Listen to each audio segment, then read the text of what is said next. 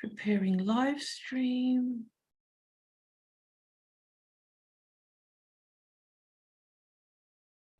It's being live streamed and I can start recording.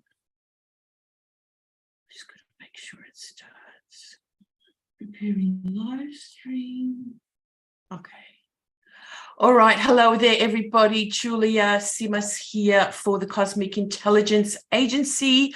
I'm here with wonderful Agent 56, Cassandra Butler, and we are here to talk a bit about the amazing thing that's happening today, or one of them. There's a full moon in Virgo, and about an hour later, the big planet Saturn moves into Pisces. Thanks for joining me, Cassandra. My pleasure. Like I told you last night, I love Saturn. Yeah, right. She said tongue in cheek. I did a class a few years ago, and by the end of it, I did say you will end up loving Saturn because, once you master Saturn and its experience and what it means, you do begin to sort of go, if I get the Saturn working well, I will have a better life, really. Hey? So, exactly. So we're excited about, a change of sign, Saturn into Pisces out of 5-6 years of being in his own rule signs of Capricorn and Aquarius. Aquarius, right. And we definitely did feel the restraints of Saturn in his own sign. I remember when the pandemic sort of lockdown started, Saturn just went into Aquarius. Yep. And we started hearing words like social distancing. And you went, like, how much more Saturn in Aquarius can this be? Exactly. Mr. Boundary with all of his rings, stay away from me, right? Stay away from me. I know. And we were we all became, isolated from each other. The social media connections were even more important because, I was Zooming with friends in London, just keeping each other sane, weren't we? Because we had to keep our connections going. So no doubt we've all seen amazing sort of correlations to Saturn in Aquarius and then Saturn in Capricorn, the years before that. Right. So the agenda's changing. And it's into completely different waters, so to speak, isn't it? Exactly. It was not quite a year ago when we were talking about the Jupiter-Neptune conjunction of April 12th, right? Right. So that's still unfolding. And I like to think of, like, in kind of a guarding point of view, Jupiter precedes Saturn. It kind of turns the ground over, makes us have a sense of the Pisces energy. Then Saturn comes down and starts planting the seeds. Yes. So the soil is ripe for, let's ground spirituality and everything else that Pisces is. Yeah. And let's get real about what needs to be done for everybody, not just, the elite and the privileged and all that kind of stuff. But, having said that, I think Pisces is the extreme. So it will very much show the very, very, poor and displaced and, and really highlight that so much more than even what we've seen in the last few years. But then also, the very privileged. And I think we're going to see the extremes of that, not that we're going to see the solutions of equalizing things, right. Which is, always our hope to. But that's the biggest story, I think, of Pluto's work in Aquarius for, the 20 years to come or something, or the 18 years, the equalizing of those extremes. But so it's such a profound time, really, for those two to be changing in March as well. Although Pluto comes back and forward and in and out of Capricorn and into Aquarius. And I wrote in an article just in our recent Time Lords that, when you write an article, it makes you think and you sort of go over stuff and really sort of get into the the kind of psyche, let's say, of Saturn into Pisces. And you kind of think, in this chaos of Pluto moving from Capricorn to Aquarius, I think Saturn in Pisces, because it's quite chaotic, this shifting, that's just kind of, yes, of the 2 years, like, where are we? Are we here? Are we there? And Saturn in Pisces may help kind of curb the chaos somewhat, as opposed to Jupiter in Pisces, let's say, where everything's open, everything's possible. We might get more of a helpful kind of hand that way. What do you think? I think so. When I think of Saturn, I think of many things. I think of the disciple using discipline. I think of the Hermit card in the tarot deck. I think of interior reflection, and of course, stability and structure and focus. So, how do you catch chaos in a container? Saturn and Pisces could hopefully help us with that. Yes, well, that's right. So, again, to reflect on, let's say, the last 2 years of, or 2.5 years of Saturn in Aquarius, and what that's meant to you, where that's been in your own astrology chart. What has it done in that place over the last 2 years? I know it's moved through my 3rd house. Now it's going to go into my 4th. And I really got everything more organized with my website and stuff, or the CIA website, getting a new webmaster, because at the beginning of it, Agent 64 died. So I had to redo everything and who I was connected to with the work I did, in the background, as you don't see. So it was a new website. Anyway, so I reflected on that. Oh my gosh, of course. And then you think about the bigger cycle to 29 years ago, when Saturn was in Pisces. So everyone needs to go back and go, because it was there, unless you're under 29 years old or you're going to, about to have your Saturn return, the first one. And even if you are that young, what was happening in your family at that time, right? The authorities in your life, or just, that area of your chart, Saturn in Pisces. I was a mother with 3 kids, so it was...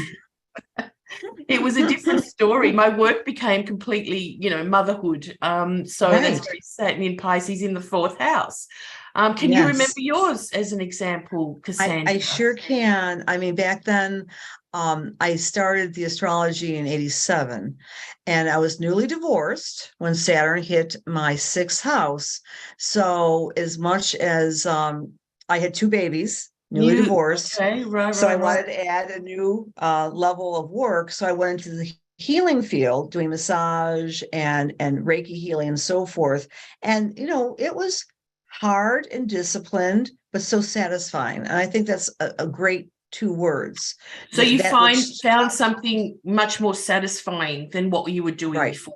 Right. Yes. Yes. It was going through my 6th house. And so I'm like, with open hands and open arms, yay, come on, Saturn, into my 6th house, because I want to stabilize a lot of projects that I've been thinking about for 30 years, Julija, right? Yeah, wow. So right. Yeah. Well, these are all just, great examples for everyone listening. How do we stabilize, for a start, what we work at, right? Right.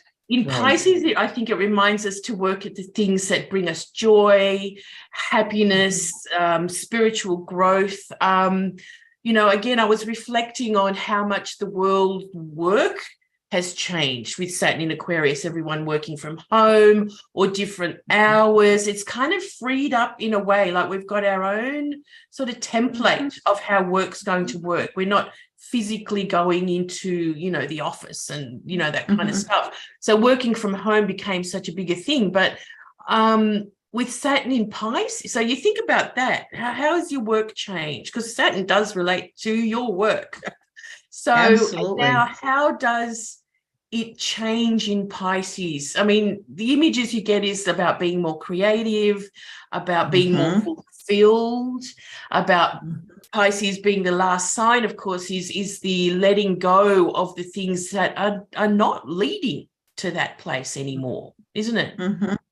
It is, I love the word authority for Saturn too. So since March of 2020 until today or tomorrow, depending on where you are on the planet, Saturn has been the authority in Aquarius, which of course is technology. I mean, who doesn't know how to use a Zoom now? I mean, even if people were not into the Zooming or the technology, it's become a tool for our work. You have to have it.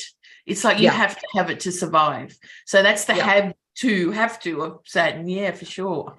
Yeah. So I can anticipate that maybe we have to, moving forward the next 2.5 years, integrate Pisces more in our lives. Maybe more meditation, relaxation, and like you said, embracing the joy of imagination, because Pisces is about meaning and idealism. So if you're not happy, Saturn will help you steer you in that regard. Yes. So what we work at, and if it's again not giving us, more of what we want, it's time to let go of things. Saturn is it's Saturn, before Pluto. I think a lot of the things that have been associated with Saturn have moved to Pluto. Death and karma, and especially through evolutionary sort of channels. But we've got to go back to Saturn and what he represented. It was the end of time. It was the end of everything. And here we are at the end of the sign, at the end of the zodiac. So we're really, symbolically at the end and the beginning at the same time, because it's the omega point. Pisces is the omega point of the zodiac in that sense. So it gives us a lot of kind of symbolism to work with, doesn't it? Like, where are we at this space, this time space? So I'm just going to share a few slides. Again, they're just very much, hang on, slide format. Play slideshow. One sec, I just will get my pointer, not that I really need it, I don't think. And then play slideshow. Can you see that, Cassandra? Yes. Can you see that? And my hang on, my pointer? Oh, it's not. Oh, actually, I don't see your pointer. I see my pointer here. Oh. Can you see my slides or not? Can you see it change? Did you see the change? I can see Saturn, the glyph, and Pisces, the glyph. Okay, so it's not sharing. You'd think Mercury was retrograde. It's moving fast though, and I've always said that moving fast Mercury can often messes me up more than a retrograde one. Me too. What about now? How's that? And if I change it, yeah? Yes, we can see see the chart for Saturn and Pisces. Yep. Okay, great. Good. So here, just the two images of, the glyph for Saturn. In this case, he's made out of lead because he does represent lead. So the heaviest planet of all, as we know in the pantheon of planets. And then, Pisces, the most fluid and universal of all the signs. So, again, we got this image of incredible, there can be a lot of difficulty in this place, I think, but also the incredible aspect of being able to make something of the impossible. What comes up for you, Cassandra, in this kind of? Well, what actually comes up for me is a relationship I had in 2005. And his name was Alan, and he was super Saturnian, and I'm super Piscean. And we would have these discussions about it's okay to blend compassion with his very Ruhlmeister point of view. He embodied the grumpy old man energy, and I was always Miss Pollyanna. So these two archetypal energies, they can blend together and work through. And I like what you said, the impossible dream can be grounded with Saturn in Pisces, because they're so contrasting, the images. Right. And I think, I mean, it's kind of perfect timing in a sense because of the state of the world, let's say, in, so many disasters that are affecting so many people, displacement, still hunger, wars, all those kind of things. It's kind of, I feel as though we could be strengthening how we can work on, working against those things or something, like do more work in those areas to get it right somehow. I totally agree. And I think, very often our hearts open with Pisces, the universal oneness, and often our hearts open to compassion when we are in the midst or witness to tragedy or difficulty. Yes. Yeah. So opening our hearts, even though it's harsh, it's like, well, this is so necessary. It's so necessary to work to, to fix this, to better this. I think it's quite amazing that Saturn moves into the healing waters of Virgo and Pisces on this full moon as well today. Just like right on timing. So how do you see, I mean, the chart for the ingress is always very significant in astrology because it's like the birth chart of Saturn in Pisces for this round, right? So we, the full moon is, of course, the biggest kind of aspect that we notice at this time. So it gives us that it shows us the recognition and the healing that needs to happen in this time. The healing of the earth, the healing of, the psyche, and working towards that for the better of everybody somehow, Exactly. I like the, it's, of course, Saturn's joining all the other planets in Pisces. Mostly it's Neptune because the sun will move off soon and so will Mercury. But Neptune and Saturn are destined to meet, but not in Pisces. Like they meet just after, Neptune moves into, Saturn moves into Aries and then goes back to meet Neptune just early in Aries, and that's in 2025. But we won't talk about that now because that's a huge shift. But I think it, of course, it's the biggest aspect that will happen at the end of all of this, let's say. And when we think about Neptune and Saturn at 0 point of Aries meeting, you really think about, I really think about a new world sort of way forward, Aries, 0 Aries. And so again, now we can think about these next 2.5, 3 years of Saturn in Pisces kind of doing the groundwork, doing what's necessary to really, get rid of the dross. I mean, a lot of the word that the ancients used to use, or the medieval alchemists, was dross, getting rid of the dross, the heaviness of Saturn, right? So Saturn, the king, was, like purified, very, often purified to get rid of the heaviness. And this is also something that, again, the purified waters of Pisces, of course, they can be toxic as well. So purifying the toxicity of Pisces. I mean, we see that in many ways around the world as well. Addictions, even, corruption, all kinds of stuff, underworld activities, things like that. Absolutely. Or even activities in plain sight. We've seen enough of that as well.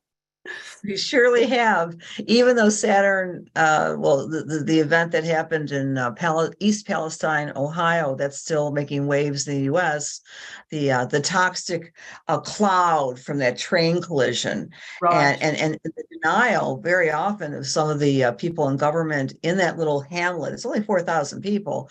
Like, what are you talking about? The water is great to drink.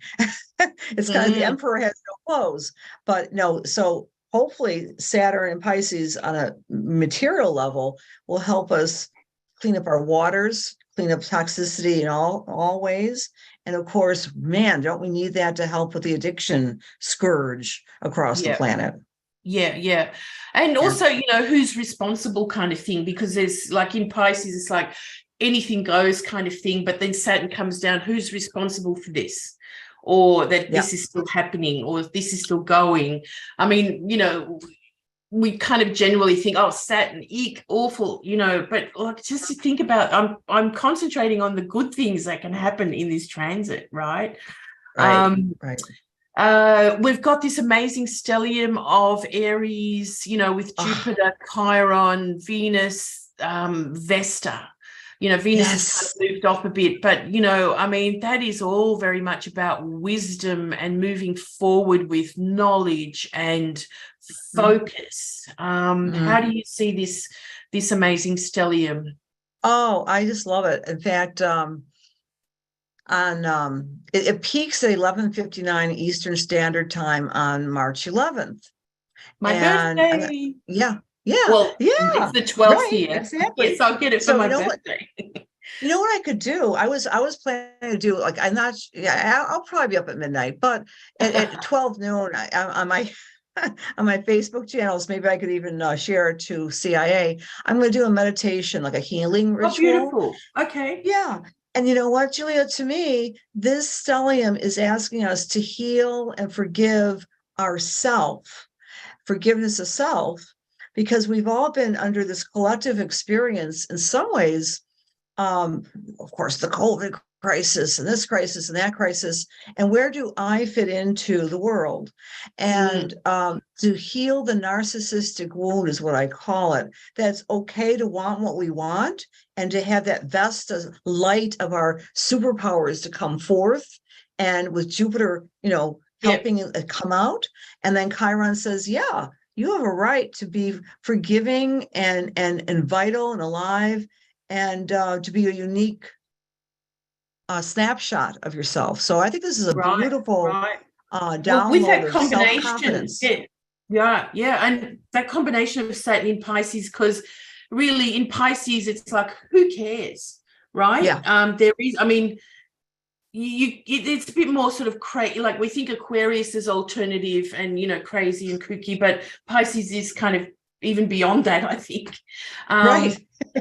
So it gives you that sort of, are you original? Are you creative? Are you yourself? It's being yourself in amongst everything else as well that makes you an individual. Yes.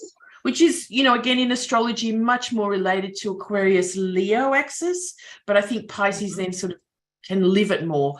But if we could see this, like Saturn at 0 is actually in the 45-degree aspect, just to Jupiter and Chiron in that sort of sense, especially coming up in the next month. Yes. So the 45-degree aspect is very, very significant, not often used by everyone, but it's the 8th harmonic, so it really brings in a square to these. So what you were saying about your individual kind of streak and purpose being melded to the bigger story and the bigger picture is what Saturn's job in Pisces is going to be, isn't it?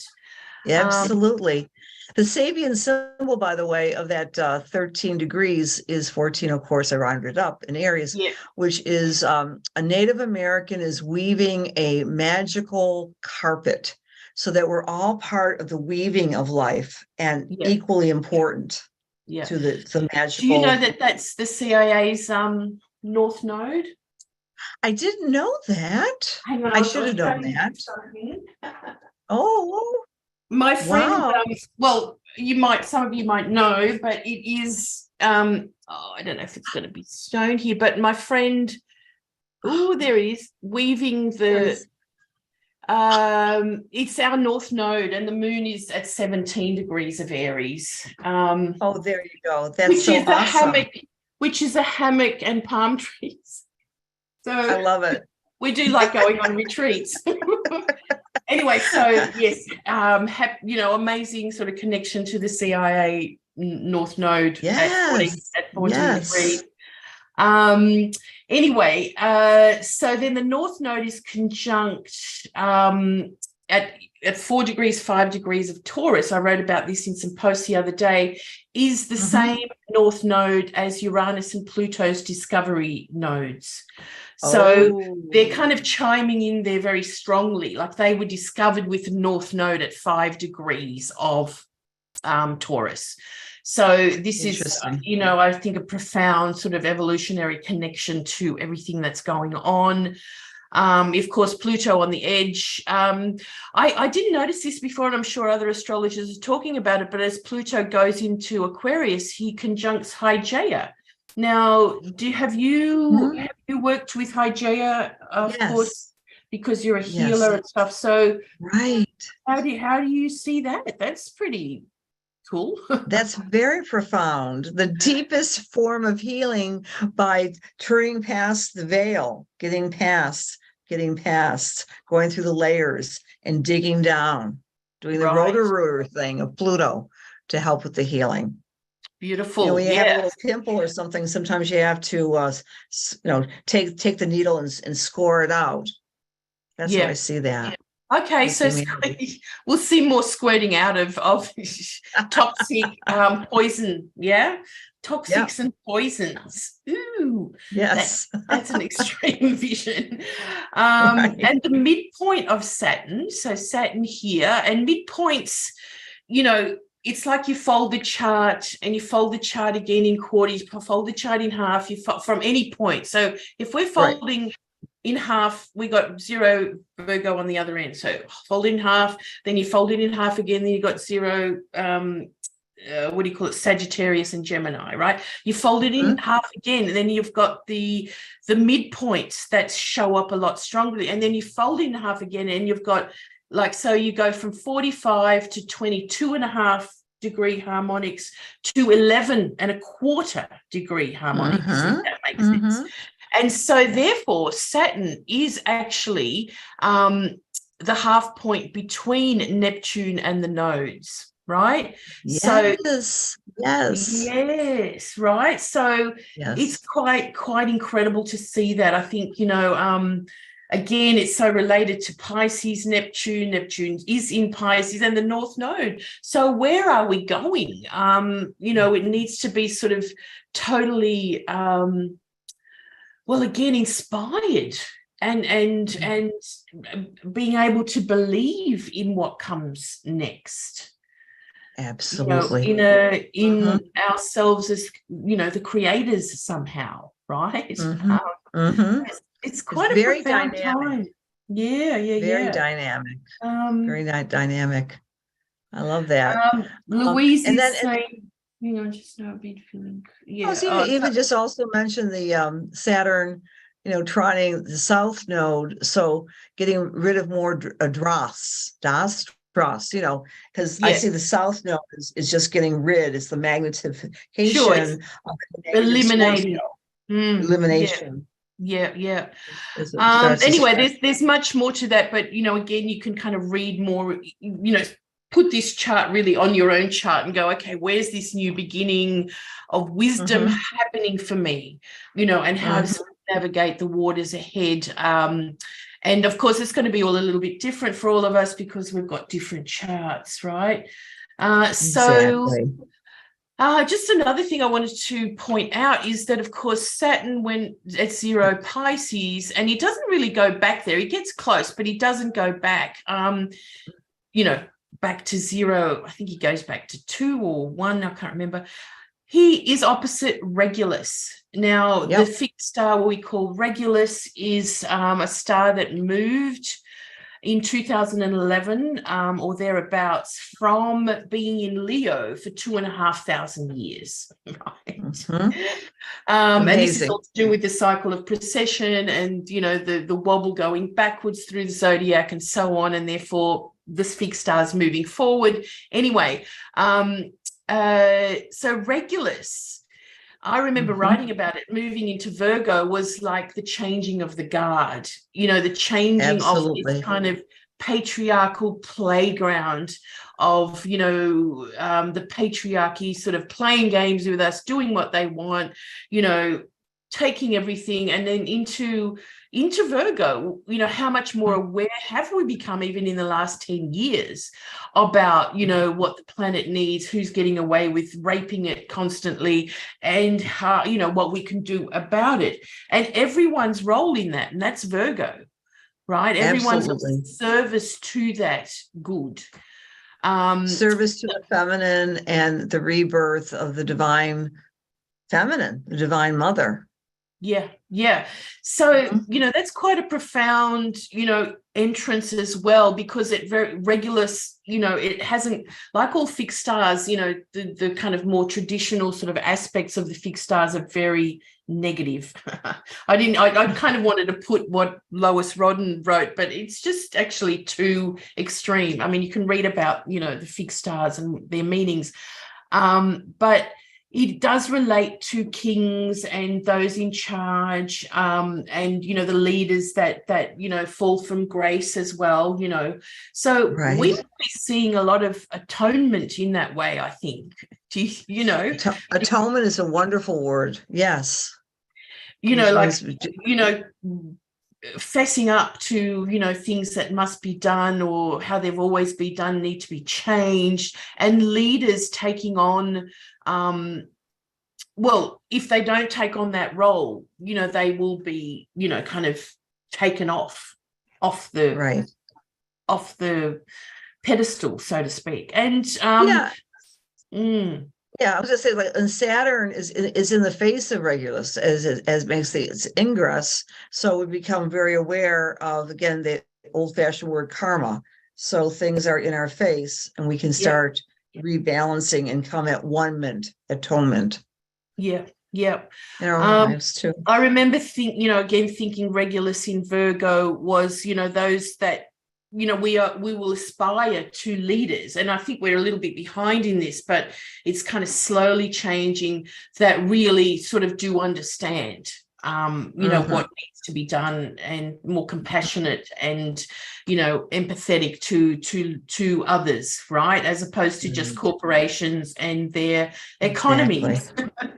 Yes. So I think what can change, in this time will be quite profound,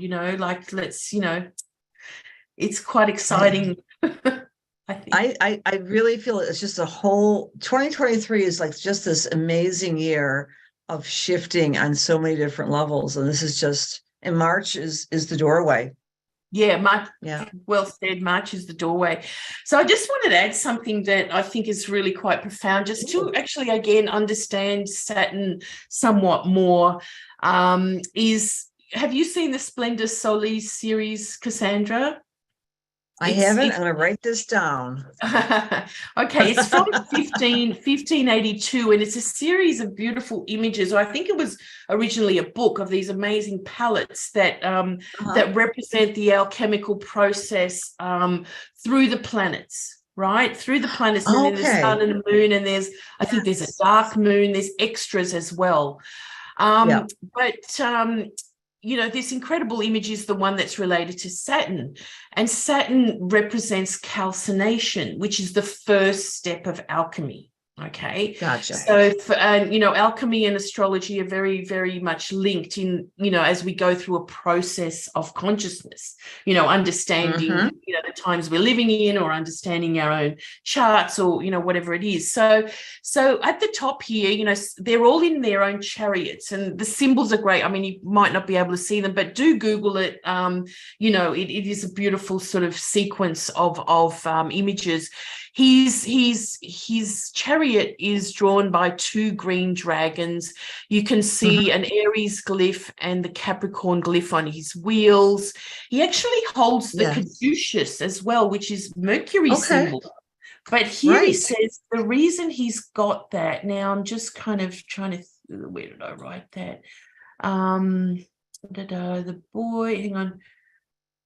So anyway, sorry, I'll get to that. I'll just kind of read through the thing. The symbolic process shows the classical alchemical death and rebirth of the king, and incorporates a series of 7 flasks, which associated with one of the known planets. Within the flasks, the process is shown in involving the transformation of the bird and the animal symbols in the Queen and King. So in this alembic here, a young child is feeding the dragon pretty much. You know, like he's feeding the dragon. So that is really quite symbolic as well about, you know, just understanding Saturn. So yeah, that's right. He's got the caduceus, the snake stuff, typically held by Mercury, because at times common mercury and at times lead, now these are the elements, is nominated as the base material of alchemy. So, you know, you either start with mercury or you start with lead to purify it. So again, I think we're in this incredible stage of purifying the waters symbolically. Anyway, so down on the ground, and all these panels have like the images of what Saturn stands for. So there's a funeral going on over here. There's the hard work and toil of the soil going on here. There is what else is he doing? Physical exertion and death. You know, okay, so this is, you know, this is the big segments of and then the flask on the green laurel wreath, at the center, a little boy is pouring golden liquid from a bottle into the mouth of a blue spotted dragon. At the same time, he is pumping air at the dragon with a hand bellows. Lead, which is attributed to the planet Saturn as the basest of metals, the starting point of metal refinement, symbolizing the prime matter or prima materia of alchemy, and the dragon is a pendant to lead, represents the alchemical method of heating by fire. So it is very much about the process of burning the dross of the ego that we have built up over time in the course of our lives to expose the true self or release and allow the true self to be expressed. Isn't that gorgeous? That's beautiful. It's gorgeous. I can't wait to do some more research on this. I've very peripheral understanding of alchemy, but this I'm going to be really looking into this. It's applicable to all of us. Anyway, beautiful series. I think you can buy the book still, but anyway, so again, it's very symbolic about the process we are about to, let's say, start with. So purifying and eliminating the dross just from all of us is what is really available to us right now, or coming up. There was another gorgeous picture that I've always used in my Saturn classes, and it is of Saturn, the king with a crown, in a see-through coffin, being sweating it out.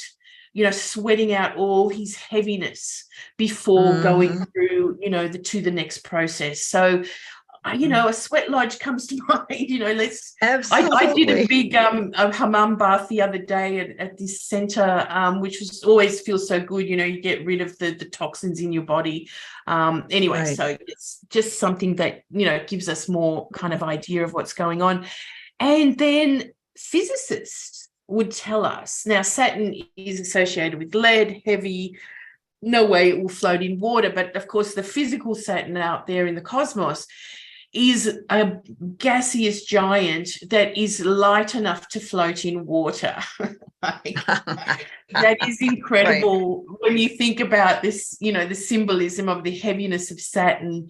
And now we've got the planets way beyond Saturn. You know, there is this kind of enlightenment, I think, that we go through with understanding Saturn as it gets lighter. As we get lighter with, you know, dealing with the authorities in our lives and who's in charge of us and knowing ourselves and mastering things. So I've always used that as well. Absolutely. So it's quite profound. That's a great image. Yeah, so again, maybe that some of those images have just helped us kind of relate to, you know, a different version of Saturn in Pisces as well. Okay, so thank you for sharing that. That's awesome. It really is. You know, I love the glyph of Saturn because, of course, it's the cross of matter with the attachment of the crescent moon. And I was so amazed, I don't know when I realized this, but that Saturn and the moon have the same numerical pulse of 28.5. Right. Yes. And Yes. so the moon, our unconscious, our emotions, our juiciness, and Saturn, dryness and sanguine, is they're marching to a similar pulse or routine, days and years. And so now that's in the juiciest sign of all, in Pisces. I think we're in for some really great integration, collectively and in our own charts. Yeah. Very exciting. This is an image that we did the solstice update last December, and I just kind of used the same image just for the dates and so on. So we're, Sure. clear of what's going on. But, again, things that are, underwater, will be resurrected. I mean, you can imagine things like discoveries underwater. Yes. There's many lost civilizations there that have never had the what do you call it? The funds to go and, explore further and so on. The safe harbor analogy for ourselves, to where we don't feel safe, to kind of, build something that even symbolically just build, as we do in dreams, something that protects. And so there is that element, I think maybe financially, because everything's kind of crazy out there. We're not going to be as frivolous with our funds or spending or whatever, because we're tightening the belt for those reasons. The amazing world of AI art that has just exploded everywhere, which I use all the time because it's so helpful. In the article that I wrote in Time Lords, I said, look, I found my assistant, I have to say, because every time I would look for an image to post for the CIA, because I'm writing about Vesta or whatever it is, I would create the image, or I'd spend more time than I wanted to. Now with a Midjourney account, I put some words in, I experiment and being, oh my goodness, like, wow. So it's amazing. I'm loving it. Some people, of course, are very against it. And of course, the biggest kind of thing about these AI AI in general, but I'll just talk about images because that's more of what I know, is the stamping of who owns it, who's done it. There is no copyright for anything at this point. And I think Saturn in Pisces will be, there needs to be some kind of solution to that. What that is yet, who knows, right? So that's a big thing, stamping the impossible, let's say. How do we grant, who's the authority of the image? How can this be done when there's just so much being generated every day? Right. Yes. And I've just always loved this image and kept it, Saturn on the beach, like really we all go through hard times. The world will never, be all about amazingly good things all the time. So we've got to kind of move through life with an attitude that suits, I think. Live, laugh, and love. Saturn you can do that with Saturn as well. Right. That's a fantastic image. It's like the idea you will be happy. but Saturn, that's another one. Okay. Well, yeah. Sorry. Yeah. Go. But the image of like Pisces. Pisces is like fairy tales and unicorns and all those wonderful things. But Saturn will probably help us go more deeply into the moments of joy. I mean, I'm being a Pollyanna here, but the idea is, we can be present to the Piscean moments with Saturn focusing and laying down the trajectory for us. It's like, okay, so you don't have a day at the beach. I mean, we're not all on a yacht ride, but we can find that those moments of bliss in everyday moments. Again, being, more gracious about the things that we have and not, it's much more a Jupiter thing, but, he is in Jupiter's land, right? Yeah. Some would call Neptune's land, but, he has moved to Jupiter's field. So, Jupiter is much more about, come on, believe more, trust more, experiment more, adventure more, love more, laugh more. Yeah. So, Saturn in Jupiter's realm is encouraging that for sure. Okay, so hang on, let's just move on. So all those words, stabilizing the extremes of our lives, getting very real about what's going on, as opposed to ignoring things like, we can't go past this next phase without really fessing up to, I don't know, a lot of things that we do, a lot of things that we might be happening around us with partnerships or family or, whatever. Okay. All of those, unnecessary blocks that we have or that we put on ourselves as well. Get rid of the heaviness, cut ties. That's all Saturn's work. And in Pisces, it's just so many imaginative ways to do that. Again, like, eliminating out of the body, or the practice and the discipline of, whatever it is that you want to do. One thing that comes to mind with Saturn, again, is work. And the things that I've seen that damage people the most and their health is stress. Okay? Yes, absolutely. Work is stress, right? Or work can be stress. And so we don't want a stressful workload or work. And I think we really got to look at that if that is the way we're living, because it is the biggest killer. Let's just say it is. Disease and stress. And so it's kind of like not the hidden, I think a lot of us know, but just even the 9 to 5 aspect of work, and then overtime and who we work for. And I know things have changed over the past, but just kind of really be more aware of how you may be stressed doing your work, and alleviate that somehow. Yeah, and maybe, of course, the lymphatic system is under the purview of Pisces. So you could say stress is the silent killer. We don't always know we're stressed, and perhaps Saturn will give a voice and solution, a tool to make us more aware of what we're doing to ourselves. And, the realm of imagination. And worry is a wonderful word that happens when we feel we're out of control.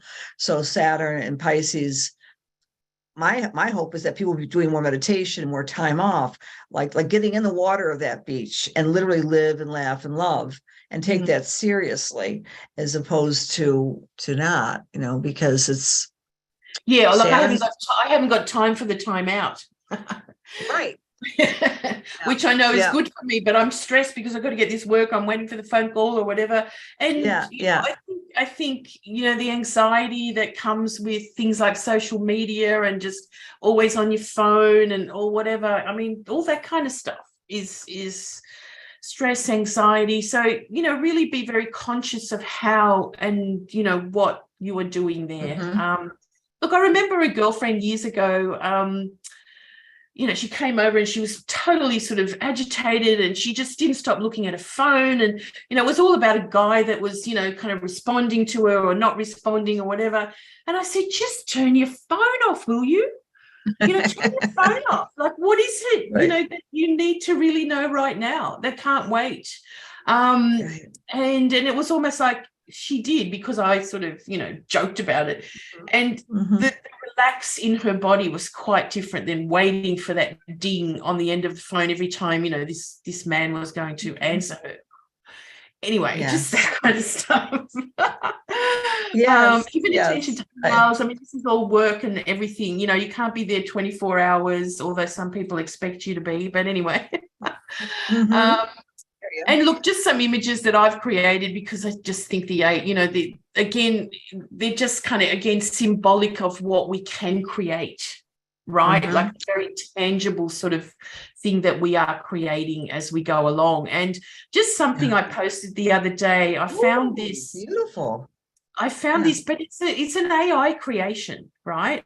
and I posted it on Facebook, and it does say stained glass bathtub by She Freak, She Speaks with Midjourney. Okay, that means it's done by AI Midjourney. Some people didn't know that. It got so many 900 shares, 2,500 likes. I haven't, there hasn't been a post like it. But I mean, my words at the beginning were the things that can be dreamt up can be real. Now, yes. There were so many comments as well, like, okay, 274 comments. And people are saying, I want to buy it. They thought it was real. And I didn't answer. I said, look, just read what it says. It says Midjourney. It says the person that has dreamt it up, like it is not real. And then all the practical things of, it's going to leak, or all those stained glass things are going to fall off and fall out. And I'm going, for goodness sake, please just read. Anyway, I think it's just really a warning, let's say, of what we are seeing and what we are looking at that will be so unreal that we won't know. Yes. Okay, like we are not going to know the difference, and we have to be so very aware of what, again, we're being fed. Even with the chat GTP, which is, where you put in, ask like Siri, you ask questions and you can write an article. Kids are writing, students are writing their assignments with chat GTP. This is the big thing for astrology. Like someone just wants to write, an article, and, although it has got clues, you still have to know what you're talking about, if it's real. Because there's many wrong things that come up there as well. So it's just a world that is, this is so much Pluto in Aquarius as well. But, again, I think this beginning of Pluto in Aquarius with this with Saturn in Pisces is kind of like opening up the Pandora's box to what we will see and what we will try and regulate in regard to what's ahead somehow. That's a good foreshadowing, really, because of course, we always want to look at discernment, and discernment is, I think, often attributed to Virgo. So the grounding of the Pisces and Saturn is the Virgo, which makes me think, of course, of the 60s. The big 60s were the 60s, because at one point we had, in 64, Saturn was opposite Pluto. So the Pluto and Virgo generation, I wonder, everyone with Pluto and Virgo, how they're going to respond initially to this unreal world that's going to be coming through. But I love those images. So just to be clear, Julija, is Midjourney or Midjourney, or that's an AI application that people can create images just by using it's words. One of them. There's many of them, and you can create a certain amount, like, for free with a free account, but I've got an upgraded account where I can kind of manipulate more, let's just say.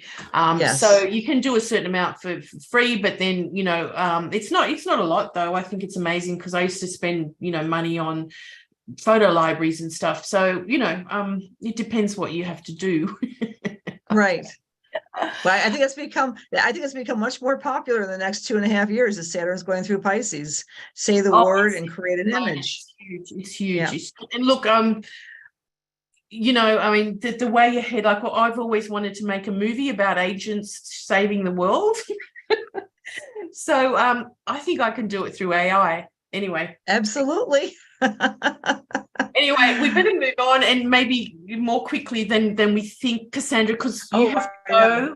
You have to go. Yes. Actually, what I need to do tonight, I do write for a journal in the middle of North America, out of St. Louis. It's called the Pathfinder News. And I just talked to the publisher today, and we're talking about Saturn and Pisces. And she said, I'm just doing what I can do. The magazine will come out a little late, but it's okay. I said, don't worry, I'll get my column out tonight. So that's what I have to work on tonight. Which is, it's a labor of love for it. You'll have lots of extra, it will just come streaming out of you. Okay. Well, let's just try and do this in the next 15 minutes or so then. So just briefly, Saturn through the signs. Sorry, not Saturn, Saturn through the houses, because for all of you, Saturn is going to be transiting a new kind of area, or let's say, you know, it's been in the second house and it will still be in the second house, moving into Pisces, and then move to the third house, you know, in its time in Pisces. It just depends what house system you use. And I've always said this is the perfect time to judge what house system to use when some planet like Saturn changes signs. Okay. Yes. We won't get into the whole sign thing. But you can see, is it really, you know, am I using porphyry or cock or equal house or whatever? Am I noticing it more? And just notice it more in the next, like, because some of the houses you're only going to, let's say if you use another house system and, you know, Saturn will move into a new place or a new house, let's say in a week or something. So really judge it now. Okay.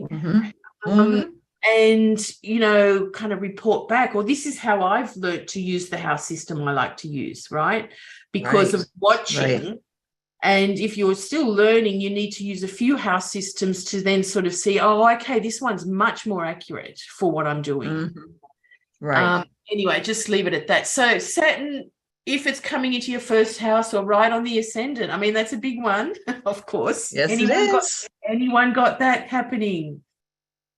Coming onto the ascendant or into the first house. So, of course, on the ascendant, Saturn is really much about identifying yourself again, isn't it? Who am I? Why am I here? What am I doing? And really claiming your identity back or in a renewed or different way. How do you see it? Yeah, absolutely. It makes you acknowledge with open arms your own personal authority. It could be a little bit of it's like you're giving birth to a new version of yourself. You know, if the 12th house is the amorphous Pisces house, Saturn in the first is like you're grounding your essence in a new way. And on a very simple level, your visage, the way you look might change, right? You might, you know, contract if you're wanting to quote, tighten up. Or sleep down, or say, okay, this down, is right. And really, or I need to exercise more, or I need to change. It's a real regime. It's a new regime thing, isn't it? And it's physical. The ascendant is very, very physical. And you'll notice, you could notice very much, oh my, I really need to get that fixed, or look into that sort of aspect. You know, the physical body as well. It also, because it's opposite the descendant, it can, like you were saying, it's very much about claiming or reclaiming a new authority on ourselves, because the last cycle of 30 years around the zodiac has taught us so much. So it's now, you know what, I'm going to do it this way or that way. So again, anything on the angles, the four angles can very much relate to the big shifts that are necessary, especially with Saturn. So, you know, things like relationships, changing work, or changing where we live, because it's very much directed to these four corners as well. Yeah. Well, one feeds, bounces off all the four corners. So those, again, the four angles are so important, the four cardinal angles. Yeah. So, okay, we're going to move relatively quickly. In the second house, we're looking at firming up or confirming what we value, right? And letting go of the things that we don't. you know, cutting off the things that we don't value so much. Like, why have I been spending so much time on this? Again, with Saturn, it's time, you know, time doing that, time. So the value of self is at the core of the second house, or the value of what we value. So in Pisces, what is someone valuing in Pisces? Everything. No. Everything. And maybe with Saturn and Pisces in the second house, really changing the way you make your money and the way you manage your money. You might become a little bit more frugal. And of course, the old book said, oh, you go through financial loss. Well, maybe it's not that negative. Maybe it's just a different approach to looking at the way you're managing your money and spending your money. Yeah, very much, isn't it? So, the Pisces second house, I mean, you've had Neptune there for so long now. It's kind of changed the tides, or keeps changing the tides. There's probably nothing really,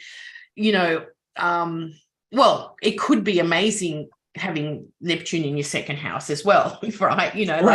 Right. You've been so, overwhelmed and very financially well off, or the opposite. It's, again, a place of extremes. It depends on so many other things. But again, Saturn through there is about tightening the belt, as Cassandra said, tightening up how we deal with, let's say, being so open to the value of things. Oh yeah, I'll just buy that and put it on the it's tightening the budget, and really condensing all the things that we for a reason, and perhaps also acknowledging one's own superpowers. I mean, it is the house of self-esteem, and you may say to yourself, I acknowledge I'm an authority. I'm really good at baking bread, darn it. I'm really good at playing chess. Whatever the superpowers are, you start acknowledging them and feel better about yourself. Fantastic. And so the talents that you have, which would be numerous.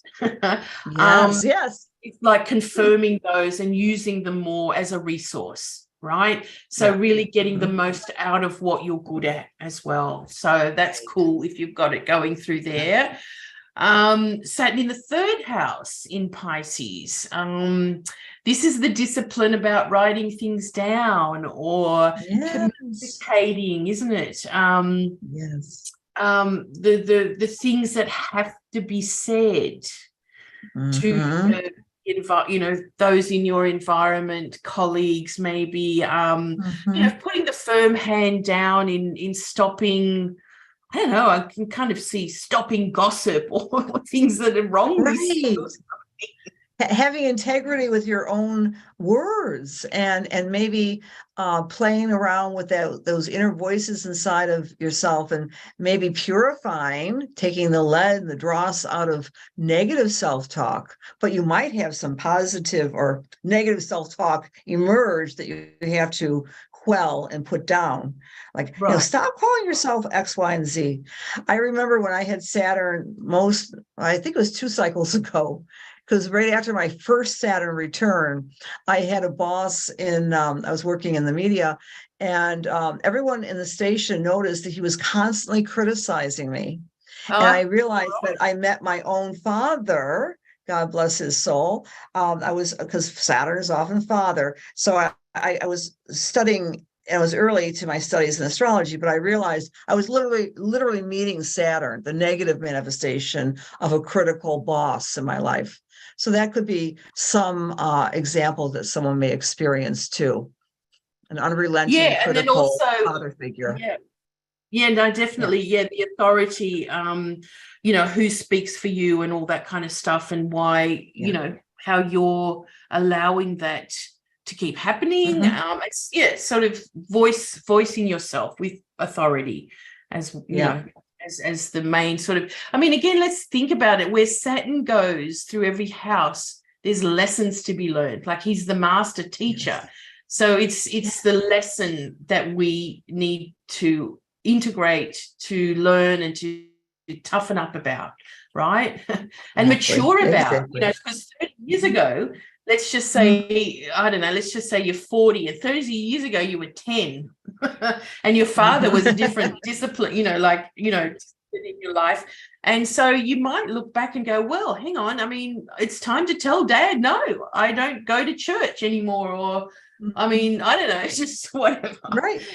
could be anything. Or no, I'm actually studying astrology. I'm not, I'm not taking up that law degree or whatever you want me to do. Just stuff like, it's that kind of stuff, isn't it? Communicating your own truth that is you, your individual self, right? So okay, now the fourth house, claiming our authority in whichever way needs to happen.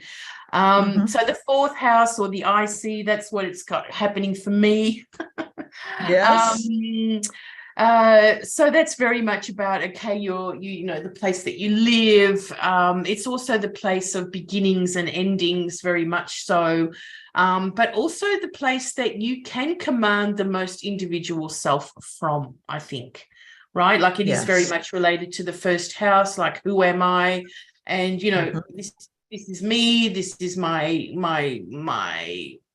what's the word I wanted to say? My land, my house, my place. So you know, it's a really good time to, let's say, make that place a better place for yourself. Like, you know, strengthen the walls, you know, renovate, beautify, feng shui your place of living, you know, make it more beautiful, because we know that sick environments make sick people. Right. And, you know, so many, you know, as a Pisces, and of course, I think if you have Pisces in your fourth house, you probably, somewhat like me, you like to have, you know, things nice around you. It can be a mess, don't get me wrong. It can get messy.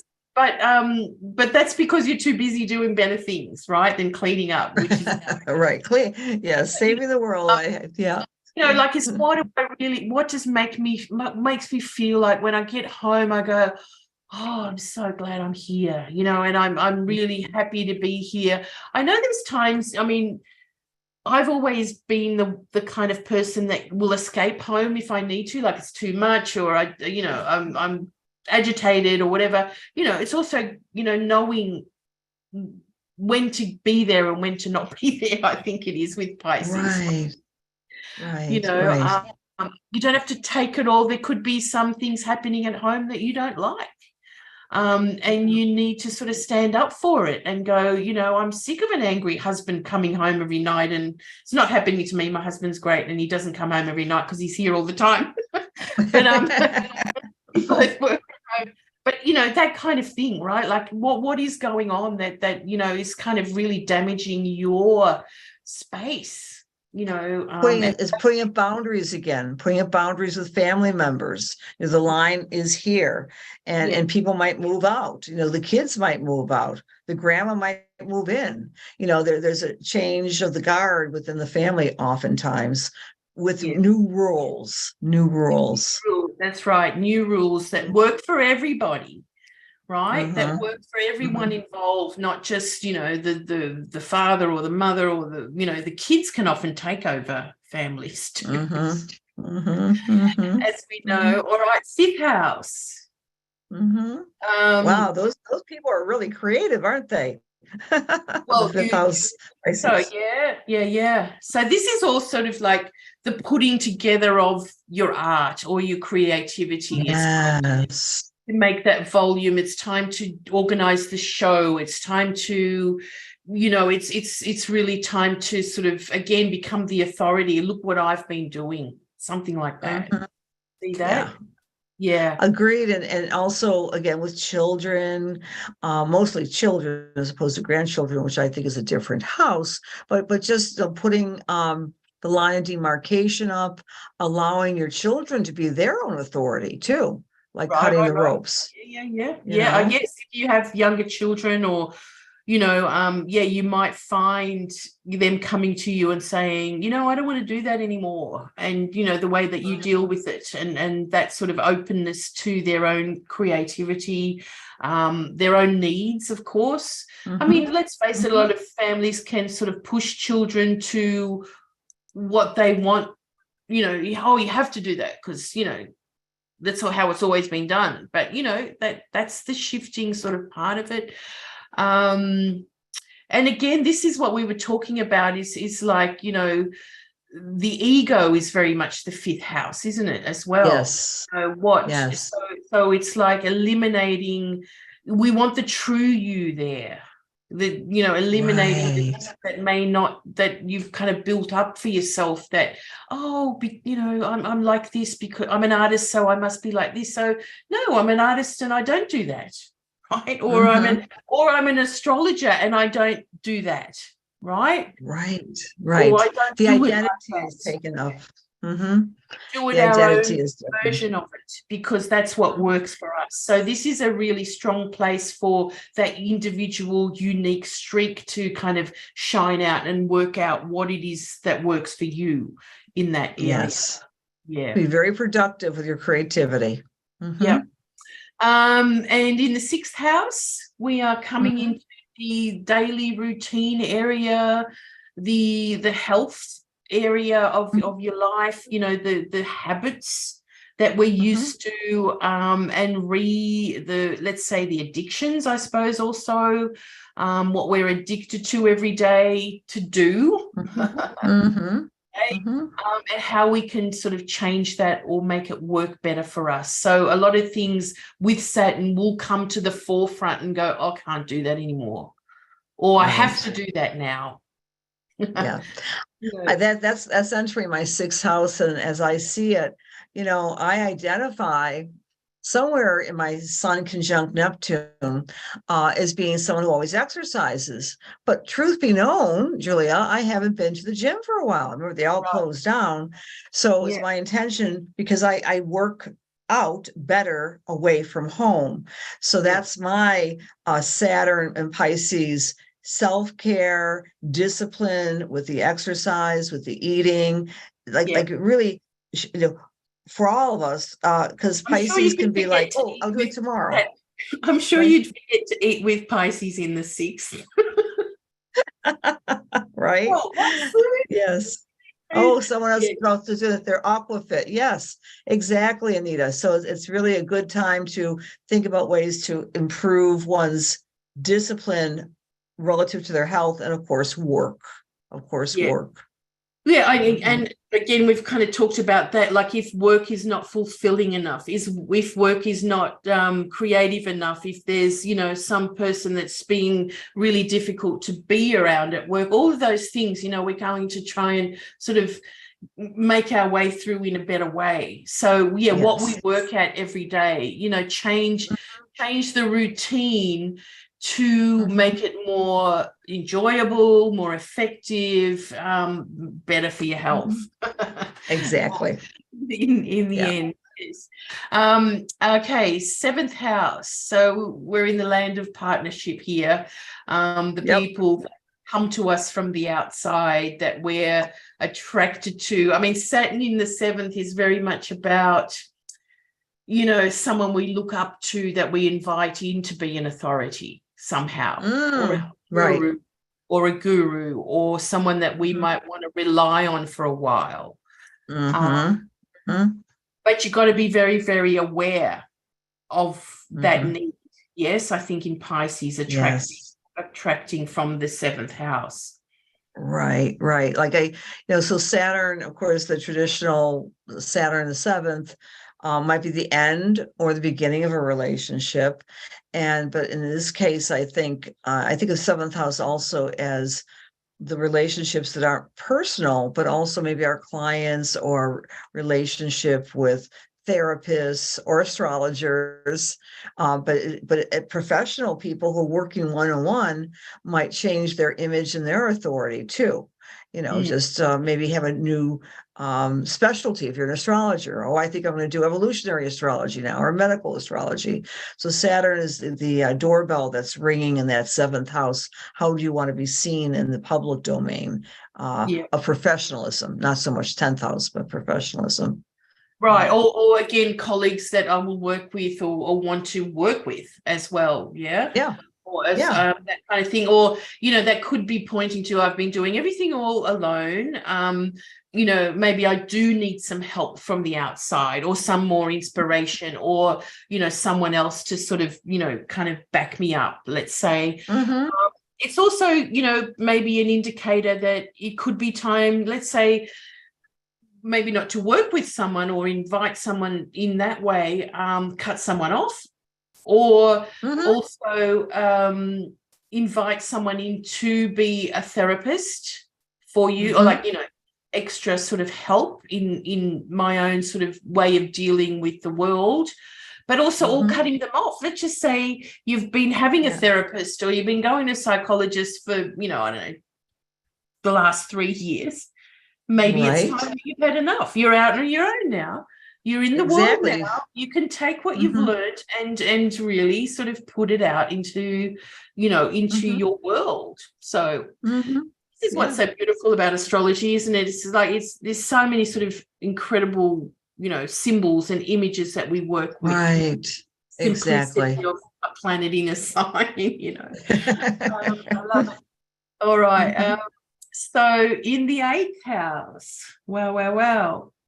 Oh, thanks for being here, Louise. Yes, look, you can watch the end in the recording. So thanks for coming on. Yes. Sorry, someone's just saying goodbye. We are going over time. But anyway, so in the 8th house, I mean, that's traditionally not a really lovely spot for Saturn, but a necessary one. Exactly. Cleaning house, of course, death, taxes, and sex. But how I would see that, we might be face to face with our fears regarding our own mortality too. So we could be going through that type of experience. When I think of 8th house, I think of managing money and managing intimacy. And, you know, so you might meet Saturn out there in the outer world as someone who embodies the authority. And ultimately, Saturn wants us to be our own authority.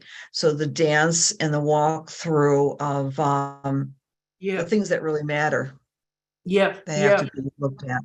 And it's the things that really matter with the other, isn't it? The 8th house is about, like, you know, we fear the death of the other, not necessarily ourselves. Is more the 4th house, I think, of the other. We fear the death of a partnership or a relationship going bad. But it is bad, it's time to actually now either try and repair it, fix it, or let it go. Or the end of it. So you know, the 12th, 4th, and 8th houses are very much about endings of, you know, the things that we're kind of bonded to in whatever way. So something's got to go here, I think, in the 8th house. You know, what is it? Only you know. Or something's got to be strengthened. And for some, let's just say you met someone, you know, in the last 2 years. Saturn in Aquarius, and now Saturn's moving into the 8th in Pisces. It's time for that bigger commitment, right? Exactly, or one way or another. Don't make the bigger commitment, then it's not going to go anywhere. Yes, it's very relationship oriented for sure. And is this person able to stand by me, or do I want to stand by them? You know, so and seeing, let's say, you know, it's kind of like warts and all. It's like when you're dating and you're seeing someone and it's all fantastic, and then you move in together, you know, or you travel together and you find out all their kind of things about eating and, you know, whatever, and you just go, it either works or it doesn't. So it's about, you know, getting deeper into something, and a lot deeper, you know, because Saturn deep under and uncovers. So, you know, if you feel like you may not understand someone enough, and it's time to really dig deeper into that understanding if you want to. Otherwise, it's like it's time to go the other way.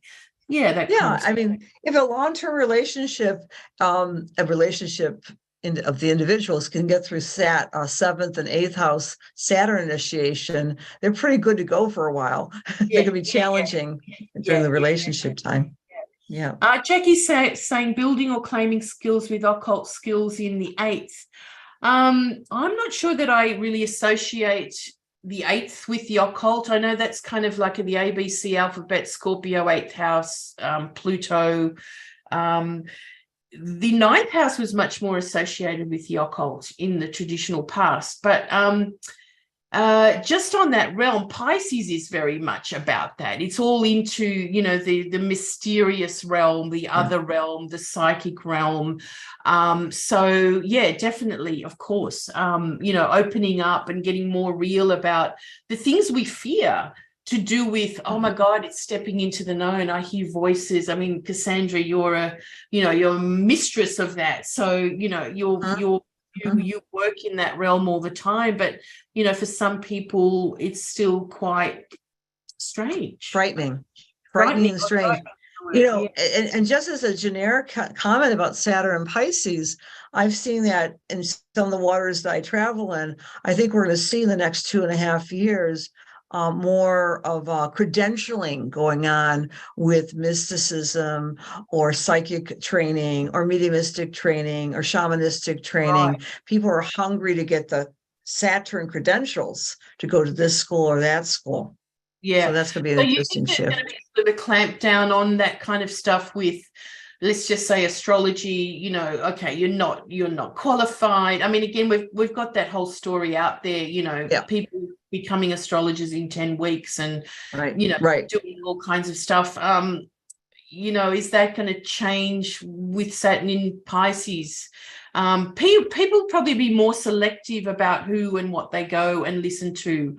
Right. I think, more trust in, like, I trust that person, those people or whatever. Because there's just so much out there. So, I tell my students sometimes don't listen to too much stuff when you're learning. Have a few of your favorites, because it's totally confusing. It's totally confusing. We certainly went through that the past 2.5 years, like you said, in Aquarius, which is sometimes traditional with astrology. And so maybe on the plus side, again, I'm being Pollyanna, but Saturn and Pisces will give us more discernment in the Piscean realm. Discernment is a good thing. Yeah. No, so again, that's kind of the message as well. Be more discerning of who and what you listen to and take in as the truth, all that kind of thing. And confirm the places. I mean, again, it makes you talk about, Saturn in Pisces is confirming your own sort of truth and belief. Like, I don't need to know that it's real to do it, that kind of stuff, isn't it? Those of us that have been doing astrology for a long time, we know we have confirmed, we know it works, we know we do it, we don't have to explain it anymore, even, to ourselves. I think many people, when they first start, I know that was my journey, you almost become an evangelical type of astrologer. You want everyone to know this is amazing. Yeah. Yes, and that's just like, okay, it works. You either resonate or not. Yeah, that's right. I think just get on with it. It's good for you. You love it. Get on. So that strengthening of that for maybe some of you that are on the beginnings of that road, let's say. Yes, exactly. So in the 9th house, we've got, actually, it's exactly that. It's what we're saying, right? We've kind of jumped to the house even without our conversation. Let us there. Yeah, confirming what you believe, what you've been studying, putting the word, the putting that to the test, right? And putting it into the world and speaking your truth and, living the discipline. I remember years ago learning, like, we started doing the intention kind of things for the CIA and whatever. And, I'm writing all this out. And then I thought, you know what? I can't be a fraud. I better start doing this myself, as opposed to just writing about it. Oh, we, everyone join and we do this and we do that. And we, we light the cat. I said, well, I better do it, instead of, and so, that kind of stuff. Like, even if you're writing astrology, let's say you're putting the words out there, don't we learn a lot about when we write it, we go, oh, it's like a lesson for yourself as well. Oh, absolutely. All the time you go, oh my gosh, I've just taught myself a great lesson. Right. Or, again, not putting out things that aren't real or true or something like that, again, because there's just so much rubbish out there. And And again, the chat GPT, was it written by that? Was it written by AI? Again, what we're taking in as the truth is so important in this time, for sure. So if you've got Saturn through the 9th house, finish your studies, finish, put it all together. You've probably got, I think with Pisces in the 9th, you've probably got so many interests in all that department. So kind of it's nicely symbolic, put them all in the wisdom cup and, put them together. And this is, again, the beauty of Pisces is there's so many disciplines that come together in one thing, right? Yeah. Like I like this. An evolutionary the astrologer. It's like, this is me. I am this.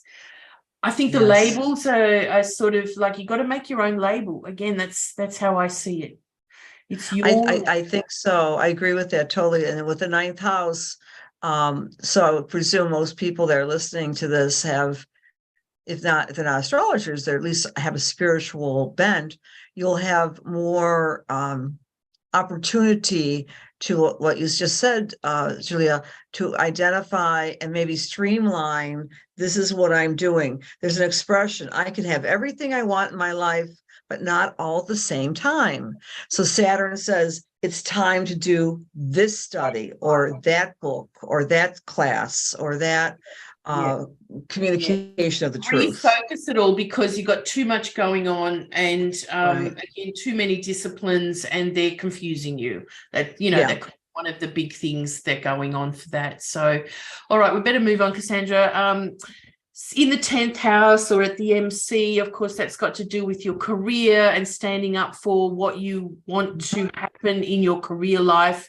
Again, it's a big promotions, isn't it? Saturn up there. Or again, you've been working way, a long time to get here. The rewards of hard work comes through the 10th house.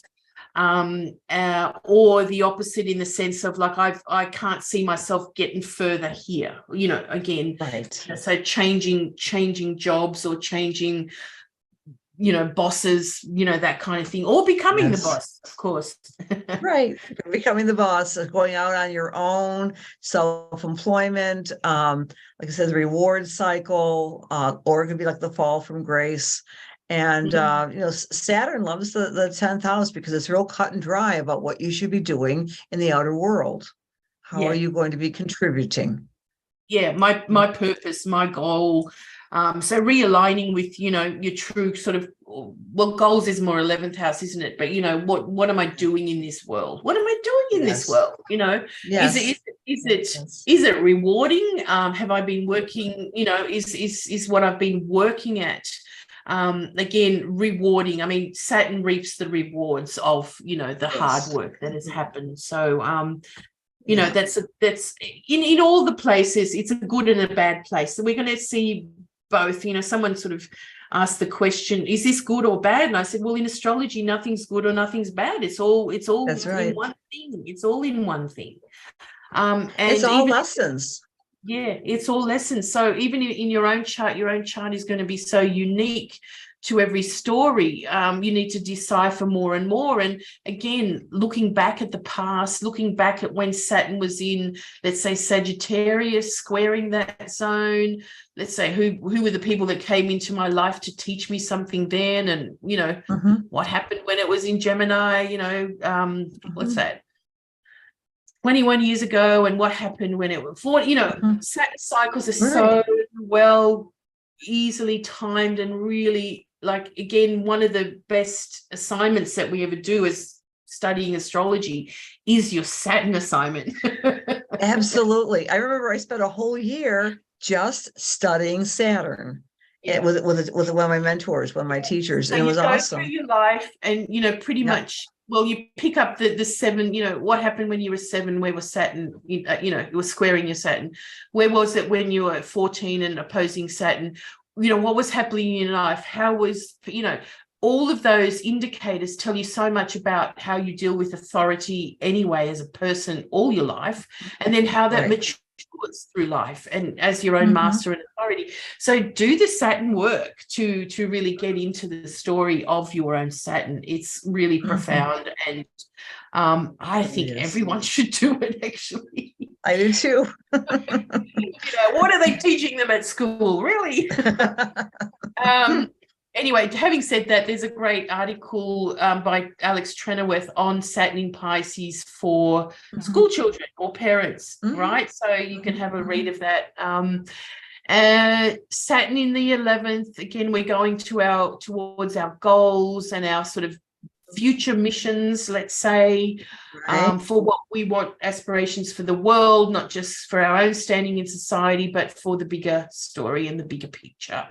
And if you've got Pisces in the 11th, it's very much about, I think being a servant for the greater good somehow, the creator of something that inspires all, having something to do with the bigger story in your own with your own creativity. Yeah, absolutely. I mean, it's the such a rich house of the collective, the world, way beyond just groups and associations and your personal hopes and dreams.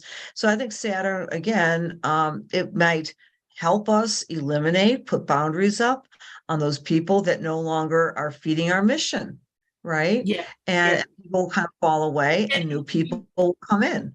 Stopping the mission, or like, let's say you've been in a community and you've been trying to let's say organize something for a long time, and there's a hold on it. There's maybe it's time to move somewhere else or try it somewhere else.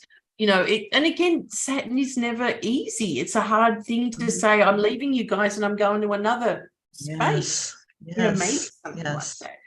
Exactly. Again, to cut the ties. Again, I've always sort of said, just imagine the first time you said no to your father, and how like the first time. But I remember, I give this as an example often, is when I told him, I'm quitting uni and I'm going to hitchhike, in Queensland with my boyfriend. And I was so scared to tell him. My mother knew and whatever. And I was so scared to tell him because, he could be very, like, no. I told him and he said, why the heck not? What are you doing at uni anyway? Studying Marxism? And, he just thought, popped it off like as though, you're wasting your time at uni. Go to Queensland. And I just went, oh my God. He surprised you. So these are the kind of things, like the thing we really, really fear to actually, voice or say or do is often so much better than we think. And it's so freeing. It's so freeing. So, again, think of the times in your life you've had to do that and how it's turned out. Okay. So again, this is Saturn, and then Pisces is very much about eternal freedom. Freedom to be you, freedom to do in the world, freedom to enjoy and all that kind of thing. So, wow, exciting to think about everyone's lives in this time. And then Saturn in the 12th house, which really sort of brings up the quality of Pisces, in a sense. But just, Saturn is in its joy in the 12th house. I always found that very curious. How do you understand that?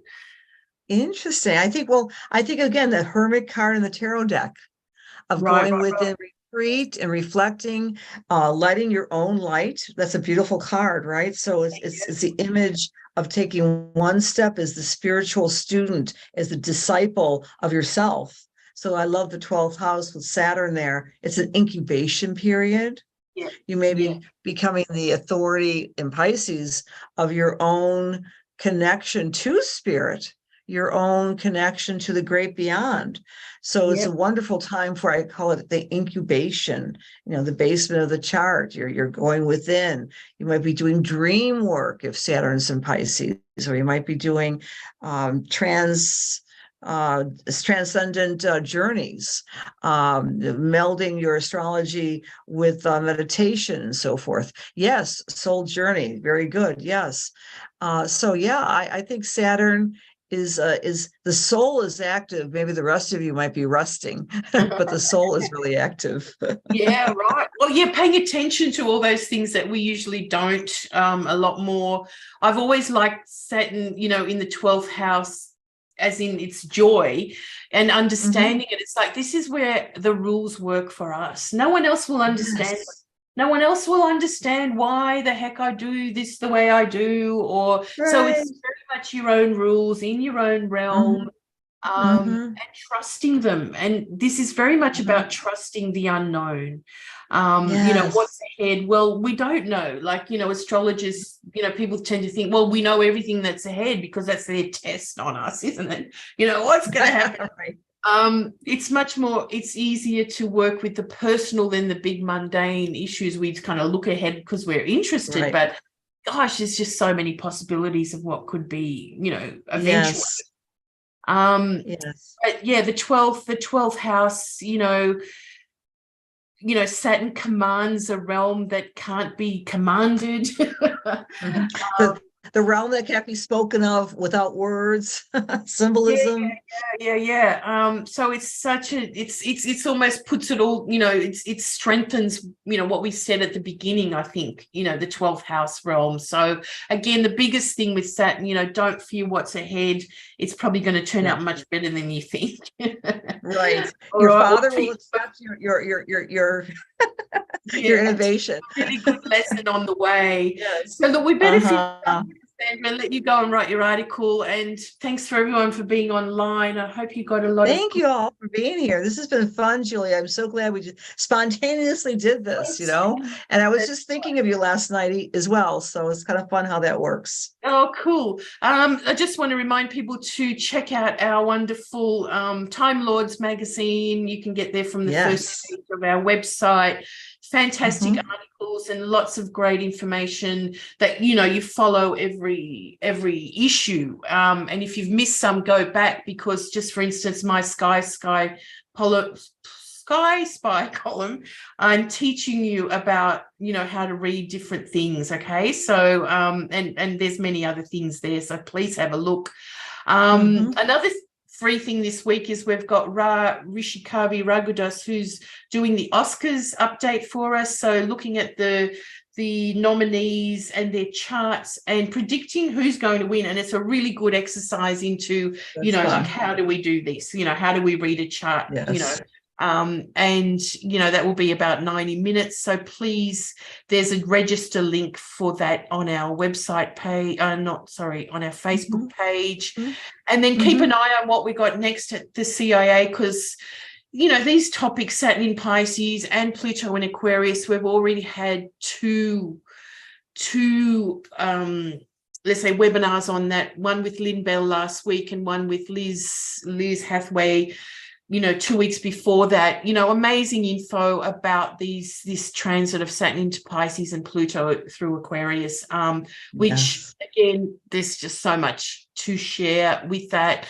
And the best thing is that all of these are free with a CIA membership, which I have to say, I think it's the best value that there is around. And as opposed to absolutely some of the offerings with astrology groups and whatever, is you can log in anytime to access any of them, okay, that have been. So, you don't get sent a link, it's in your membership, and you can find and look and learn so much more. This is what we have coming up. I'm always, putting together the second half of the year now. And Cassandra, you're going to do something on Jupiter in Taurus for us in May. Yes, absolutely. But that's the next thing we have to talk about. Astrology keeps us on our toes. It's never boring. It's never boring, and there's so much to talk about, and again, so much to learn. And we, of course, I have a good way of, let's say, getting the right people in. There's many great things to share. So on that note, this is the beautiful full moon today in Virgo. Wow, beautiful. the healing waters of Pisces, that we're entering like into a beautiful cave, I think, with Saturn, like there's a lot of beautiful imagery that comes up with that. And so I wish you all a fantastic journey into Saturn in Pisces. Likewise. And thanks so much to Cassandra. My pleasure. So much fun. CIA as well. You are a treasure in our realm. Thank you, Carolyn. Thanks again, everyone, for being online, and happy full moon, and we'll see you next time. Yes. Bye-bye.